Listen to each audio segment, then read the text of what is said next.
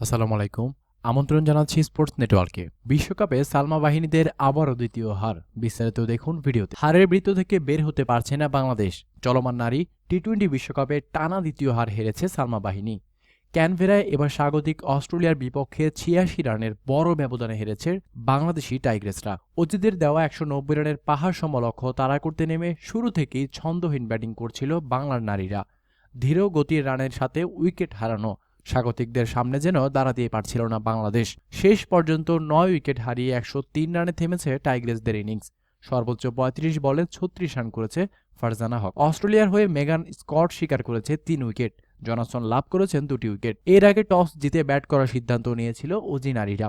শুধুমাত্র উদ্বোধনী জুটিতেই ১৫১ রান তুলেছে অ্যালিসা হিলি আর ব্যাথমুনি। তবে এখানে বাংলাদেশি ফিল্ডারদের অবদানও নেহাত কম নয়। ব্যাটিং স্বর্গের উইকেট ৪টি ক্যাচ মিস করেছে ফাহিমা খাতুনরা। এছাড়া মিস করেছেন স্ট্যাম্পিংও। ১৭ ওভার স্থায়ী উদ্বোধনী জুটিতে তাণ্ডব চালিয়ে হিলি ফিল্ডে ভেঙেছে এই জুটিটি। তবে টাইগ্রেস অধিনায়ক সালমা খাতুনের শিকার হওয়ার আগে ২৬ বলে 50 হাঁকানো হিলি থেমেছেন ৫৩ বলে ৮৩ রানের ইনিংস খেলে। তার ইনিংস জুড়ে ছিল ৩টি ছক্কা আর ১০টি চারের মার। হিলি ফিল্ডেও অপরাজিত থেকে মার ছেড়েছেন আরেক ওপেনার মনি।